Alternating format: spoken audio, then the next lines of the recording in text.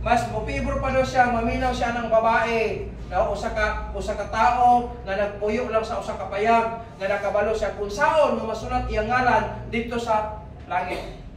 Kaysa anang noon diri sa kalibutan pero siya kabalo unsay kabubuton sa iyang Dios. Pero professional ka diri sa kalibutan, dako ka grado, dako ka daas ay mong labot, no? Famous pa ka sa kalibutan, grado ka sa timbong kalibutan. Pero ikaw wala ka balaw unsa matong langit. Pagkasayang sa imong kalag. Basig mapareha ka atong dato nga tuwa sa impierno. Nasahid ba ka sa story ni Ana? Nga sa diha pa sa kalibutan, bigutodo man siya. Sa diha sultihan sa sukol siya, ato, o yan, alabi na ka magsulti, gamay ra grado kaysa iya. Nga walay profesyon, no? Wala pag isa, gitawan ni Kiba, dakong balay, bakong balay, way sakyanan. Kanya nagsulti sa iya, wala, siya. Di siya mo to. Pero pagkamatay nila, ito ay kabahungon, tuwas langit. Kung atong sabton maigsoon, ang kaluwasan sa atong kalag, walay pabor-pabor, itanyag na sa Ginoo para sa tanan. Pobre man ka or dato, kanang kita may grado man ka or wala, magkasulat man ka dili, magkabasa man ka or dili, ingon ang pulusod itanyag ang kaluwasan, kaya nga naman nakay kalag bisa di ka kabasa, nakay kalag bisa dili ka professional. Muna ang kaluwasan itanyag para sa tanan. Muna ikaw, kung di ka karon, di ka maluwas, mas mayang mangandam ka kaysa wala ka pangandam. Mas mayang itong mangandam, kaya nga naman, kasayot tang mamatay tang mabot ng panahon, wala lang takabalukon sa pitsaha o sa murasa. Pero mas maayo, pag abot ka ng pag-alawa, nakasiguro naman ka, nara kay record sa langit. Na-enroll na yung ngalan ba? Ay, may maigsoon, anak kanindot. Diha sa enrollment maigsoon, patas na. Basta i-qualify lang ka. Para sa madre, 5 years old na ganyan pag-abot August 31, dawat yun na muna, kindergarten na siya. Nga naman, muna qualification, sunod sa atong Department of Education. Dahil mga ginikanan, mahangyo, Pastor, mag-5 naman siya, Pastor, pag-abot sa October 30, nakakatap kay August, dili mahangyo, Pastor, dili mahangyo, ma'am. Kaya nga naman, nakabutang na sa system. Kapag magsugod ganig John, ang atong school year, na cut off kini siya August 31. Yung October pa man na tertiary gina siya mahulog. Nagani sa kabata dire. Ato sa last year akan katong school year nga 2024-2025. Tawa ko sa division sa man nga karong opening June 16, dili pa man siya mag 6. 5 pa man siya. Kaya nakasunod man sa kindergarten sa atong cut-off October 31 man. Sa 2024-2025, sunod man sa 5 years old. Kaya September 25 man siya. So, pag sa October niya, 31, sunod siya sa cut-off. Karon kay mo cut-off August man. Di pa siya mo 6. Sama man eh. Ingon na dahil na akong in-charge ito. Na, Pastor, balik yun sa kindergarten. Ko patay, ang ginikalan na rin. Magwala yun na rin. Ano sam? Kung wag ka maluwas karon, di ka maniguro karon sa imong kaluwasan sa kang buhi pagka, ay sigurado na nga pagkamatay niya mo impierno gid ka.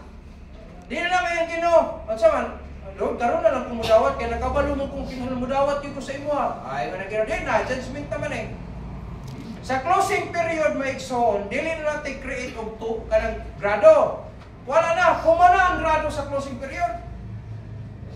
Ang atong kamatayon, wala clear closing period na siya. Huwag pa sa kumpleto na tanan. Kinsay angay ang Tagalog, medals, nakalista na daan. Nakaprogram na, nakabutang sa program. Nga ang sunod nga number, maghatag og awards. Tawagon na lang na, di na. Pastor, pwede maghatagan ko karon lubinta. Dili na ay, mga nag-performance na nanak. Mo po na sa atong kamatayon. Mas maayo makapangandam ta sa tang buhay patama igsoon. Kaya naman, ingon ang adlaw, ingon ang Bible sa 1 Corinthians chapter 6, no, verse 2, karon ang adlaw sa kaluwasan. Nganong karon man tungod kay maka-decide pa ka. No? Napakay consciousness, napakay kahibuot, napakay panimuot nga makahatag og desisyon nga mudawat kang Kristo nga imong Ginoo manuluwas. gasa ra man pud na kinahanglan dawaton. No? Desisyonan gyud na siya. Kung may kagdili ka mo dawat, decision man na. Pero kung imong dawaton decision pud gihapon na. Positive ug negative na lang na siya. Dayon na pulong si Ginoo sa mga Kristohanon, dili na siya mawala sa tuwa, no? Ingon ang pulong si Ginoo. Number 1, we have a sure salvation in which to rejoice. Kaluwasan, no? Kung tinuod ka nagdawat ng Kristo yung verse manluwas, dili nimo na ma-deny kay mismo ang Dios nagsulti nga sa 1 Peter 1:9 sa dihaming tuog mo dawat ka ingon ang pulong si Ginoo, you have this salvation of our souls. We have a sure salvation. Ganong sure na siya tungod kay ang nagsulti Dios dili tao. Dios na siya nga nagpakatao, pero Dios na siya 100%. Walang sure ang salvation. In which, sa ato pang sinunod, nga diin, dapat ikalipay na to. We have a sure salvation in which to rejoice. Amen? Kung tinuod kang luwas, bisag na yung mga problema sa kinabuhi, bisag na yung mga kalisdanan ng kalibutan, ayaw kalimot, we need to rejoice because we have this sure salvation. Rako, hindi ko magmahay. Ayan ito, no? In which to rejoice. Kung imong sabtong may so dapat magmalipayon ka, bisag na yung mga kalisdanan, mga problema sa kinabuhi. Nga naman, you have this sure salvation. Imong makita sa Bible, ang mga proof ni Mason in Luke chapter 19 verse 6, Zacchaeus received the Lord joyfully. Kung ikaw po nagdawat kang Kristo yung person manluwas ng malipayon, pareha ka kang Zacchaeus, dapat ikalipay di mo. Kanang kaluwasan, di na ito mawala. Amen? Bisan kong musipyan ka, bisan pag nakasala ka. Lahi mo po itong polong nagpakasala. Balikan din ako ha, ang Kristohanon, masayo pa na siya, makasala pa na siya. Pero na po yung mga Kristohan mo, nagpakasala. Lahi na po ng kaistorya. Kaya wala nagpakasalabot pa sa gituyuan yun mo.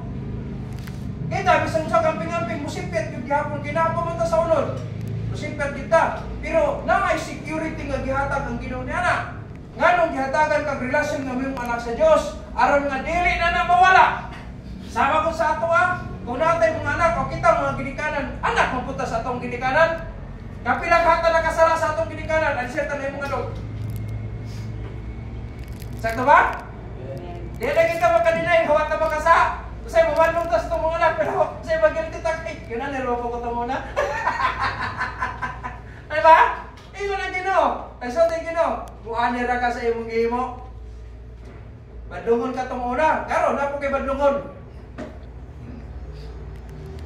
Pero kanang imong anak, bisag unsa ka badlungon, di gano'n na madinay. Na imo gano'n anak. Klaro ba, amen? Bisa pagpalayas ito yung bata. Saman ka ron, dito na kailon ng anak. Layas! Sige, hinlayas ang bata. Sige, mo anto tas kamatuoran be. Mabalik tas kamatuoran. Anak pa din na. Bisag ang saan yung pagdibati, anak yung gihapon mo to. Sa kung saan dibati, anak yung gihapon mo siya. Nga naman, ang kamatuoran mo sulti, anak yung gihapon mo niya. Wanangano man sa Bible, ingon ang polisino, sa dihan mo tuo ka, unya mo dawat ang Jesus Christ, ni mo person nga manluwas, ingon nga gasa, hatagan kag katungod, nga mahimong anak sa Dios. Nga naman, aron ang kaluwasan ng hatag sa imo, dili na mawala. Nga naman, kay imong pagkaanak din na mawala. Naabay ginikanan diri, nga makapawala sa relasyon sa iyang anak, bisang palayasan nimo, kamatuoran mo sulti, magpabilin nga anak din gyapon na. Bisang pagbalihon na, vice versa. Ang imong ginikanan nagpakauwaw diri sa syudad, no? Ang imong mama nangitag laing lalaki, ang imong papa nangitag og laing babae. Ikaw nga anak nagtarong ka, nauwaw ka sa syudad. No, miabot sa punto, ingon na ka, nagpakaulaw na akong ginikanan, mulayas ko ning lugar, di na ko magilaan ang ginikanan ako nga akong ginikanan. To the point ba, mo anak kibaling anak, di na ko mo ina nagpakaulaw lang gyud sa ako. Ana, ina takbal no. Sige, hilayas na ka. Nana sa imo una-una, hindi na mo sa ilahon ng iyong ginikanan. Pero mabalik tas kamaturan. Ginikanan pa, di na. Ginikanan, gyapon na mga igsoon. Besang pag i-deny niyo mo imong ginikanan. Pagpabiling gyapon na, atubangan sa tao, atubangan sa Diyos. Ginikanan, gyapon na to sila. Yun na kalingon ang relationship ng gyatag sa Ginoo. Busa, we have a sure salvation in which to rejoice. Si Zacchaeus, nagdawat sa Ginoo ingon sa Luke 19:6, rejoicing, no? Joyfully siya. Ang Ethiopian sa Acts chapter 8, verse 39, mabasa nato na siya nga ang Ethiopian eunuch katong gibautismohan ni Philip, no? Siya went away joyfully. Sa dihang nakaangkon sa kaluwasan sa iyang kalag maigsoon, sa dihang nabautismohan siya, ingon ang Bible, he went away joyfully. Di ba ka? Hilakaw siya. At tubangan ni Peter, niya siya, pero nagmalipayon siya. Nga naman, tungkol kay nakadawat siya sa iyang Ginoo nga manluluwas. Nga mo si Jesus Christ. Na kung imong sabton maigsoon sa Philippian jailer, sa Acts chapter 16 verse 34, ato mabasa maigsoon nga Philippian jailer rejoiced with his house. Limang ka, naluwas ang Philippian jailer, itong sundalo, unya apil ang iyang asawa o iyang mga anak. Kaya nga naman, sa dihang na-save siya, nasultihan siya ni Apostle Paul, gidala niya sa balay, o nag-Bible study sila, ibautismuhan siya. Kadlaon! Mga anak, tumatunga sa gabi, ibautismuhan sila. Can be certain of, we have a sure salvation in which to rejoice. Number 2. Amen? Ikaduha, apit ako, gamay na lang. We have a sure foundation on which to build. Nganong paalagaron ta sa Ginoo, no? Nganong tudluan ta sa pulong sa Dios. Nganong badlungon ta sa pulong sa Dios. Nganong amumahon ta sa pulong sa Dios. O nganong biktaran ta sa pulong sa Dios. Sa dihang imong dawaton ng pulong sa Dios maigsoon, ingon ang Bible, we have this sure foundation on which to build. Kinahanglan mo na atong patakuranan nato nga magkinabuhi ta aron nga ang atong kinabuhing Kristohanon madayag sa tibuok kalibutan ang mga tao nga nagtanaw sa atoa mahingang na sila palahubog man atong una nga palaaway man atong una sugaron man itong una himamay man itong una karon dili naman unsa na dahilan ani pati nga sila maigsoon nga naay kausaban ang dagan sa kinabuhi nato sa panahon nga ikaw magkinabuhi diha kang Kristo. We have this sure foundation, no? Ingon ang pulong sa Ginoo, we have a sure foundation on which to build. Kinahanglan diha mao ang patakuranan. Ingon sa 1 Corinthians chapter 3 verse 10 o 11, ingon ang pulong sa Ginoo, we have the person and work of Jesus Christ. Gihatagan ta sa Ginoo example, no? Na mga example, na pattern nga gibilin sa Ginoo nga atong sundugon. Kuha ta ng tudluan ta nga kung naa tay mga bisyo, ingon nga mga Kristohanon, biyaan na nato ng mga bisyo. Sa mga bisyo daw, ang bisyo, ang B daw ana niya is utang. Utang. Bisyo gyapon ang utang, no? Ingon pa taon din sa nabasa na ko, kinigyo, ang manukotay ba? Ayo, kada ano siya naman. Huwag yung tuwag. So nani itong manukotay, naagitawa na kayo na, matinog saba-saba kakain na. Taon-taon na inabot ko parcel. Parcel! Singgit sa susunod na, pila na! Wanto! Siyaan na, mutubang siya kay parcel ni ay ugma. Anto na naman nukotay. Pag-anto siya, parcel! Pila na! Ano siya? 3,000 kapin! Nagawas din siya. Gusto mo na kung parcel ng 3,000 kapin ba? Pagkabi siya nga. Uy, ikaw na siya! Siya nga, kaya kung may ayaw, manukot may, wala may kutubang, parcel. Siya, diri ko kahapon, walay tao, tumiyagi, diri ko na karon, naaragin-lagi di ay ka. Siya, wala siya, mabayad ba ko sa mga siya pa? Sakpa naman siya! Utang, delikado ni utang. Dili sala kung mangutang ta, kung di kinahanglan, pero kung nangutang lang ta nga walay pulos, dili naging maayo. Jadi pag ikaw mubayad, okay raw na mangutang, yung mubayad ka, pero dili ka mangutang, saan na gina. Bisyo, apel din sa bisyo, gyapon no? Kamo na magmatik-matik sila kung saan na. Kung nangutang ba ka para sa kadaot or nangutang ka para sa kaayuhan, bahala na ka. Basta kay, iyon ang pulo sa Ginoo, kinahanglan babang utang. No? Kung nangutang man ta, ang mga matarong, mubayad daw iyon ang pulong sa Ginoo. Amen? Yeah. So, yun na, kinabuhi. Pero ayaw mo kalimot, we have this foundation.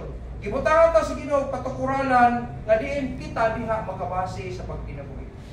Dili ko magkinabuhi ta sa kalibutan, kundi diha sa kinabuhi nga gipakita sa Dios para sa atoa.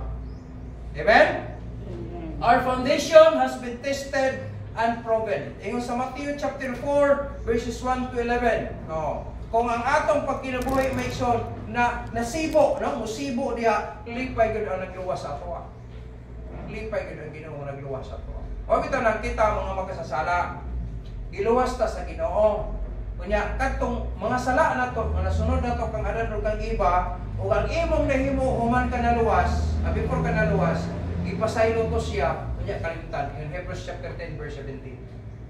So, mugawas na rin ang word justified. Marang ingon ang sino, we have this justification tungod sa gihimo ni Kristo. Nahinluan ta tungod sa gihimo ni Kristo, dili tungod kinabuutan ka, dili. Tungod kay nagdawat ka kang Kristo verse 1 luwas. Gihinluan ka ug nawad-an kag sala. Sukat atong pagkatao nimo sa kalibutan atong pagdawat nimo kang Jesus Christ, ipasaylo ka kunya gikalimutan tong salaan. Wala mingawas ang word justification. So ipagkamatarong na ka. So atubangan sa Dios, hinlo na ka, tarong na ka. Kaso lang sa atong pagkinabuhi gikan na pagkaluwas nato, no? Decision making nato usahay na sayop ta, naghimo ta og dili maayo, nakabalo ta og guilty ta. Yeah. Pwede ta mawala ang guiltiness kung mga itagpasaylo sa Ginoo niya mubiyan ta atong mga pagkasalanan. Pawala ng guiltiness. Pero kung maglunang gihapon ka sa sala, mag-guilty gihapon ka. Pero hangtod mabot ang panahon kay nabaga na kayo ang imong pagpakasala sa Ginoo, murag okay na lang kayo ang imong kasalanan. Murag madadana, di na ka mauwaw. Kaya nga naman na panaka, no, kanang gitawag og sitawag na kanang na-immune, no? Naanad na lang ka. Pero ito mo sa inong saan ginagibon mo. Pero yung pala sa Ginoo, isipon daw. Manang naay mga solusyon na kinaniin mong buhaton nga lakang aron masulbad ang mga problema ang imong gatuba. Diba? Kung ang pulong sa Ginoo iwala gina, itudlo ibadlong isawa imong totoo. Nga naman, aron ang tao daw diha sa Dios kung patuo sa pulong sa Ginoo, mamahingpit o masinangkapan sa maayong buhat. Wala ka sa Timothy, no? Manindot ang dagan sa atong kinabuhi. Nga naman, we have this sure foundation. Kung atong ikinabuhi may ison ang pundasyon nga diin ang Ginoo naghimo ni ana, ingon ang pulo sino magkinabuhi ko kang tarong. Our foundation enables us to withstand the storms of life. Nga naman nga atong ikinabuhi na siya, no? Tudluan ta, pabasahon ta Bible. Kay diha sa pulong sa Dios mamalig-on ka ug mahibalo ka unsay angay buhaton sa panahon nga bagyuhon ka sa kinabuhi. Daghay bagyo sa kinabuhi, daghang unos sa kinabuhi. Kung sa panahon nga moabot na sa atong pagkinabuhi, tungod ka na enhance ka sa pulong sa Ginoo. Mahibalo ka nga mo ang pulong sa Ginoo. Makabarog ka, bisag unsaon pa ka diri sa kalibutan, makabarog ka kay na nakapundar ka diha sa gihimo sa Ginoo. Murag kung atong sabton may igsoon, nindot jud kayo kung mupabilin ta sa kabubuton sa Dios. Dili man mag-ingon pulong, wala man ang ingon ang Ginoo nga, wala din na kita masayop yun ta. Kaya bisan gani si Apostol, ang the wisest king among kings, si Solomon, nihatag, usulti gid siya ang word, diya sa second Chronicles, nagsuot siya, Ginoo, kung pananglitan ang imong mga katawan masayop. Kay dili wala mong gitaw nga dili magkasala. Mo na maalamon nga tawo ha, pila ka maalamon nga tawo sa tibok kalibutan. Wala ni naguna, wala ni nalahisab siya. Wala ko di na ko magmaalamon pa.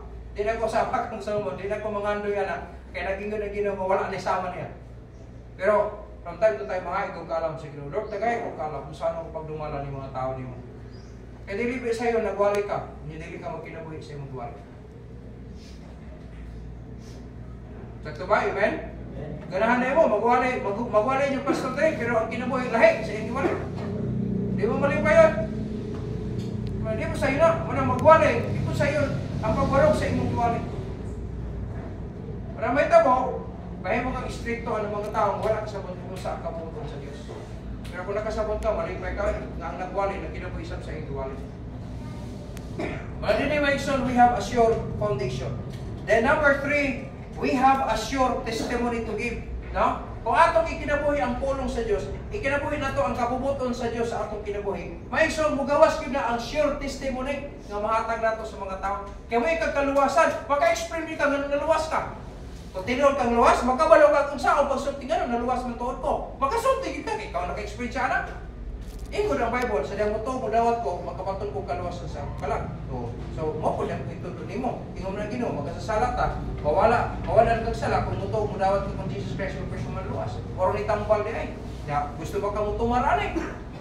Wala ko nagsakit nga. Saman, mo ni tambal, gusto ko mo inom. Adili ko. Na ako'y nabasa, isa ka doktor yung hilak. Sa diyang namatay yung pasyente.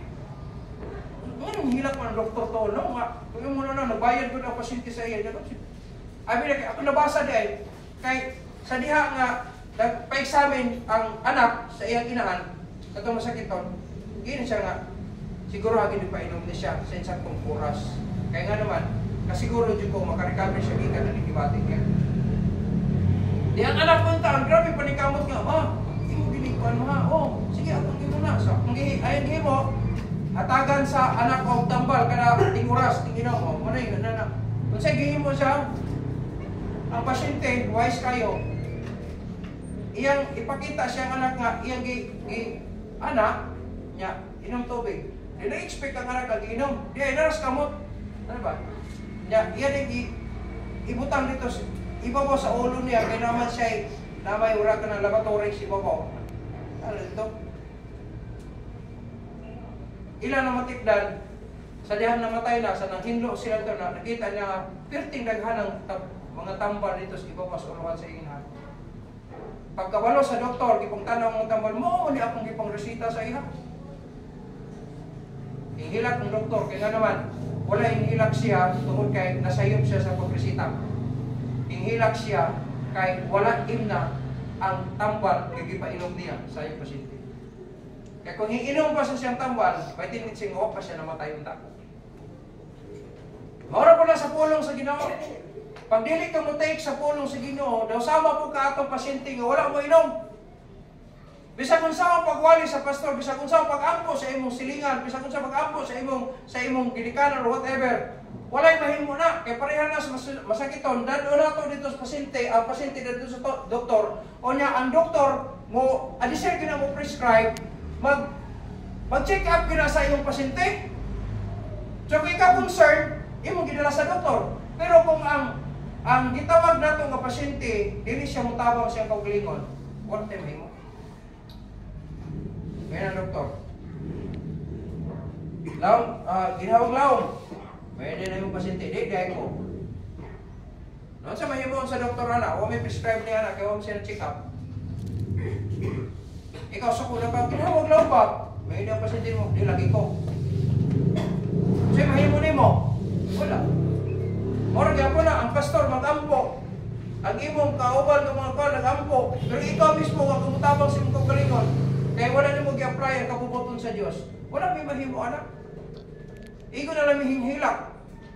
Sa namatay ang katuyang mama nga pasyente, hilak na lang ang mga anak. Apil ang doktor yung hilak. Kaya kung hintuo pa lang sa salsita, hininom pa lang siya tawar, tapos siya matay ta. Nag-enjoy pa utag yapon sila. Basta igo na po ng Kristohanon, magmahay na kaw niya. Igo na lang mo hilak ang kapil. Hilak na lang may, saman nga, ano yung patungin? Ingo mo ng Bible nga, asa ko na masulubon, modoyog putas kasubanan. Kinsay nagmaya, nakalipay. Kuan na putas sa nakalipay. Hilak ang doktor, kinamatayan siya ang pasyente. Nga naman, ang pasyente walang himo sa iyong part. Maraming son, we have this short testimony to give. No? Ingon ang Paulo sa Ginoo sa Galatians chapter 2 verse 20, our testimony reveals the indwelling Christ. Muna sa Galatians chapter 2 verse 20, we are crucified, no? We are crucified with Christ. With Christ. We are crucified with Christ. Nevertheless, I live. No? Pakita unta sa mga tao ang Ginoo nga imong nadawat diha sa imong kinabuhi. So, iyon ang Paulo sila, I am crucified with Christ, nevertheless I live, yet not I, but Christ. Unta, si Kristo na ang makita sa kinabuhi na to. Pag kinabuhi tinong kalibutan, tungod kang Kristo, dili na nga panikamot, dili sa imuhang gusto sa imong kinabuhi. Kaya nga itong kagustuhan, dagang panahon nga magsupak sa kabubuton sa atong Diyos. Kung akong basahon nimo ang Romans chapter 8, ang flesh daw is against, that is enmity against God. Ano? Ang flesh. Kung akong diya ta magsunod sa atong flesh, against ang pirti sa kabubuton sa Diyos. Pero kung musunod ta sa kabubuton sa Diyos, anam-anam ang imong flesh makakat-on, hantod nga, kunindot ang pagkinabuhi nimo diha sa Ginoo. So we have this testimony reveals the indwelling Christ. Letter B, our testimony is evidence of a spiritual relationship. Ingon sa 2 Timothy chapter 1 verse 12. Basahon na ito na 2 Timothy chapter 1 verse 12. Wala naman tayo screen diha. Dili na lang. Chapter 1 verse 12. Ingon ang Paulos Ginoo in siya 2 Timothy chapter 1 verse 12. 2 Timothy. Ingon siya dire.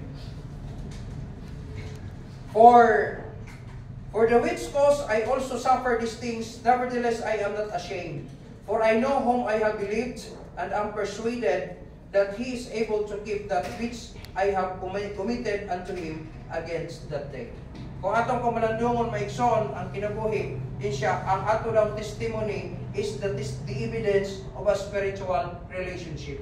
Diha mapakita nato sa tibuok kalibutan nga ang atong pagkinabuhi kung diha nakasubay ta sa kabubuton sa Dios, ang kinabuhi nato makita sa mga tawo nga lahi-lahi na siya kaysa atong kinabuhi.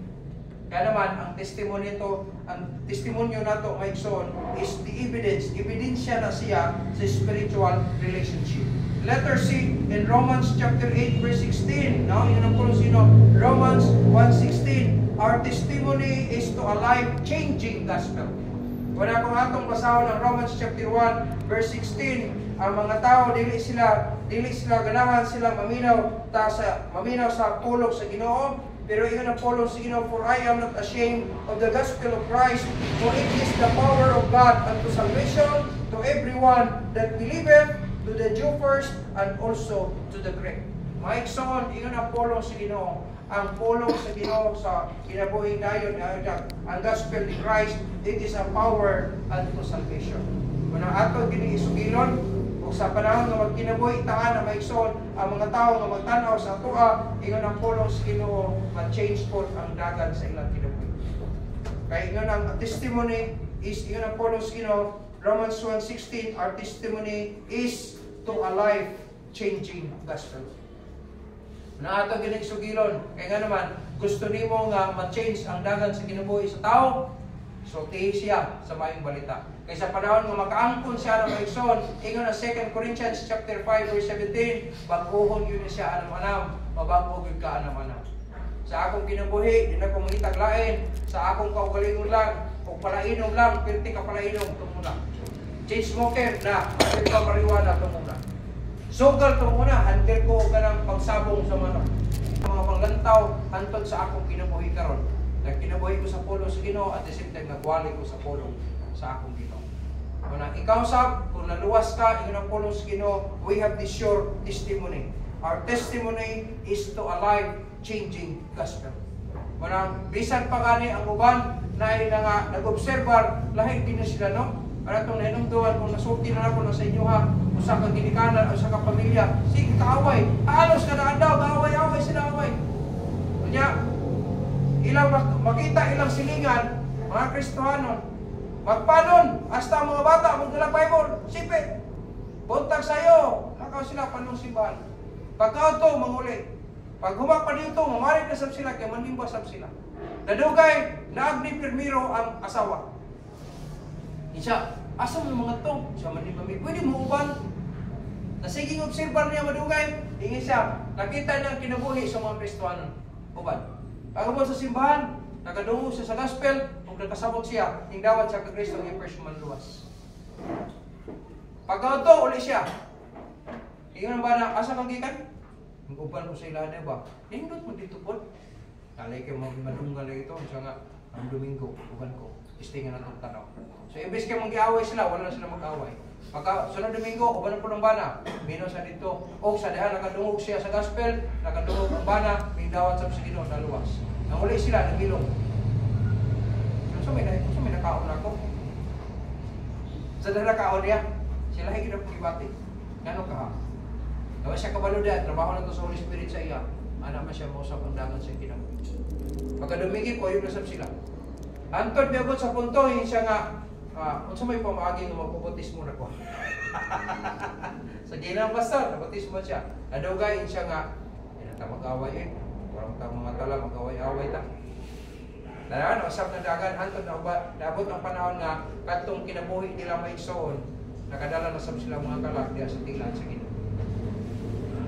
Mausap yun. Kaya nga naman, kung maminaw ka sa pulong sa Ginoo, it is a power, no, unto salvation. It is, our testimony is to a life-changing gospel. The last but not the least, things we Christians can be certain of. Number 4, we have a sure reward waiting in heaven. Anak kanindot maigsoon kay pabuhaton ta na ay reward. No? O sa dihang magkinabuhi ta diri sa kalibutan, panalanginan ta sa Dios na term nga blessing. Napoy gian namang Ginoo dito sa langit, kita to reward. Sure reward. Ganong sure kay ang Dios ang nagpasalig anak. No? It will be incorruptible. Ingon ang 1 Peter chapter 1 verse 4, no? Ingon ang Colosino, it will be incorruptible. Dili na siya matunaw, dili na siya matunas, ha? Kaya nga naman, that is eternal. It will be incorruptible. Then, it will be given on the basis of the work done by the believer. Nakabase na siya. Sumala sa imong gihimo. 2 Corinthians chapter 5, verse 10. No? Equivalent na siya sa imong gihimo diri human ka naluwas. Ingon ang pulong sa Ginoo. So, naiging sa Bible sa 2 Corinthians chapter 5, kung ay imong binuhatan do sama, no? Nahisama siya sama sa kahoy, kugon ug dagami. Pag ulay ana sa kalayo, hurot na mahurot, no? Mag-consume na siya sa fire. Pero naay dili madutan sa kalayo, kanang itaw gold, silver o precious stones.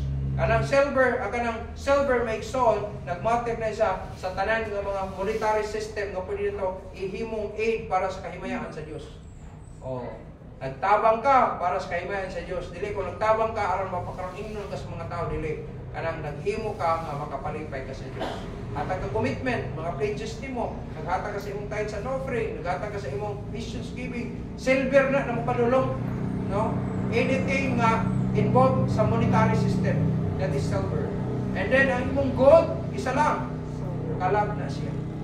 Kalag na siya. Pag nakadala ka kalag na sa tilan sa Ginoo, gold na siya padulong, ang equivalent anak. Then, ang imong precious stones, ang matang sa imong pagkinubuhi. Inaiyahan na to. Kung una, grabe ni mo kay insultador, karon dili na. So, nausap na na, no? Kung una, kawatan ka na ko, karon dili na. Kung una, dili ka mo respeto, karon mo respeto na ka. Ano lang, mga precious stones na siya, equivalent.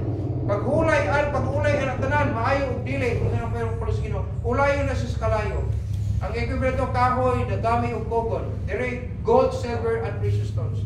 Pag ulay ana, una ka kung tulong nga dili marutan sa kayo, pagpabili na siya nga kay reward. Pero kung tanan dagami, purot kahoy, purot ay dita kulang pa man ganita, atas sa tension offering kulang pa man gani, ana kahoy na padulong. Ay mo kalimot ka ang tithes iyan sa Dios dili na ato. Masaligan ka kung iuli nimo. Para ka na ipadala na ko ni palihog sa imo pastor. Oh, nya wala na ko gihatag sa iya. Maglain nimo buot sa kuoy. Pastor nasa mga bayugan. Magkita nun Ma'am Joy, oh, i-register inday. Pwede ako ipadala sa imo ni kwarta. Pila na? 5,000. Asa na to? Ka Ma'am Joy rin. Sige. So gidala na ko. Iman-iman na wala ko gihatag. Para di mo na ang senaryo. Na naka-income pero wag ka matag sa imong tithes. Ay mo kalimot ang tithes, required na siya kay dili man na imo iuli gina kay sa sa Dios. Oh. Wala ka mag-ulit. So wala ka magtunog, no? Ang offering may igsoon diha ang part sa imong giving. Warang gi-require sa Ginoo tithes and offerings, no? Tithes and offerings. Pero kung atong sabton may igsoon, it will be given on the basis of the work done by the believers. Paman ka naluwas, palagaran ka sa Diyos, kanang imong pag-alagan, rewardable na siya. No? Kung maayo na siya, makapalipay sa Diyos, para sa reward. Pero kanang imong gihimo nga nagpakaroon ingnon lang, dawag gyapon ni reward. Kaya nga naman, ang Diyos nag-determine sumala sa imong gihimo, sumala siyang kabubuton. Kung dili maigsoon ingon ang pulong sa Ginoo. The last verse, Revelation chapter 22 verse 12. It will be given by the Lord Himself. Ang maghatag anay dili si pastor, ang maghatag anay ang Diyos mismo. According to Revelation chapter 22 verse 12. Let us read this verse before we close. Iyon ang pulong sa Ginoo, Revelation chapter 22 verse 12. Iyon ang pulong sa Ginoo. And behold, I come quickly, no? And behold, I come quickly, and my reward is with me. Iyon si Jesus Christ, dili no? To give everyone according as his word shall be. Kaya kung atong sabton maigsoon, dili na nung ang kunan to diri sa kalibutan ang reward. Kanang incorruptible ka crown, kanang no? Ayaw kalimot nga, ato nang maangkunan, human sa rapture. Kaya naabot ang itaw, judgment seat of Christ. Pero ay kalimot, ang maapel sa rapture, kanto rin yung nakadawat ng Jesus Christ, kaya personal nga manduduwas karon, no? Samtang buhay pa ka. Pero kung mamatay ka o niya, wala ka makadawat ng Jesus Christ, ay pag-expect na maapel ka o rapture. Iyon ang puno sino, ang i-rapture niya, kanto rin nakadawat ng Kristo ng personal manluwas. Pero kung wala kang maluwas karon, pinagi kang Kristo, bisan pang naglurat imong mata karon, pag mubalik ang Ginoo di ka mapil. Kaya nga naman, ang pagsakgaw ana dili na gahom sa tao, gahom na sa Dios ang pagsakgaw, pasaka dito sa Ginoo. No? Manang walay tao nga makauban ana nga wala maluwas. Ang tanan nga mga apil sa rapture katron na luwas lang pinagi sa grasya ni Kristo. Dadon dito kay maghusay na siya tanan kung angayan ba na siya tagaan o reward. Muna, ang atong paningkamutan karon pinagi sa grasya sa Dios, kanang magkinabuhi tag tarong atubangan sa Dios, kanang mangalagad tag tarong sa Dios, kay mo na rewardable diha sa Dios. No? Kung magkinabuhi ta diri sa kalibutan, dili na rewardable. Pero magkinabuhi ta diha sa kabubuton sa Dios, mo na rewardable. Muna ay mo kalimot maigsoon, these things, no? Kining mga butanga mao ang rason nganong mangalagad ta sa Dios seriously and faithfully. Tungod kay we have this sure salvation in which to rejoice. We have this sure foundation on which to build. We have a sure testimony to give. And we have a sure reward waiting in heaven. Well, those are the reasons why we need to serve the Lord seriously and faithfully. To be responsible to all our responsibilities and obligations to God. No? It means faithful. Kung may mo kang responsible sa iyong responsibilities o sa obligation sa Diyos, ang resulta na, faithfulness. Muna kung atong himuon maigsoon ang kabubuton sa Diyos, no? Diya sa iyong grasya, maigsoon, walang girason, nga di na mag-enjoy. Bisag na yung mga problema ni kalibutan. Ingon ang pulong sa Ginoo, dili ni mo wala sa iwa, bisag maka apiki na kwarta diri sa kalibutan, apiki ang no, usa kay bagyo sa kinabuhi, magpabili ni upat kung tinuod kang luwas. Pinaagi ang Kristo Jesus. Amen? Amen. Muna kung niya kakaroon yung apa ka maluwas, mas maayo itong magkapangandam kaysa wala kaandam. Mas maayo itong nakasiguro kaysa wala kasiguro. Maayo itong nakaandam. Kaya nga naman, asa daw ang duhaw tulo na mag-isgot sa iyang ngalan na ano sa taliwala. Kita sobrang ta 20, sobrang ta 50 sa atong panahon karon. Nag-isgot ta sa atong manluluwas. Sure good siya, sure good ko na kung mutuo mo daw ang Kristo yung person manluwas karon, na siya muluwas sa imo karon-karon na. Kung willing ka, mudawat sa iyang gasa nga mao si Kristo. No? So dili na pangubos, pero itandyag na siya sa kadaghanan. Kung kinsay gustong mudawat, magkaangkon sab siya sa kaluwasan sa iyang kalang. Kung ay ganang pulong sa Ginoo, just preach the word. Just preach the word. So akong trabaho, magwali lang ko, itulo na ko, ang pulong niya, aron totoo, siya ang makabinifisyo. Amen? Ayop, nasabta nato ni mga butanga, mga tindog ta, magduko sa ulo,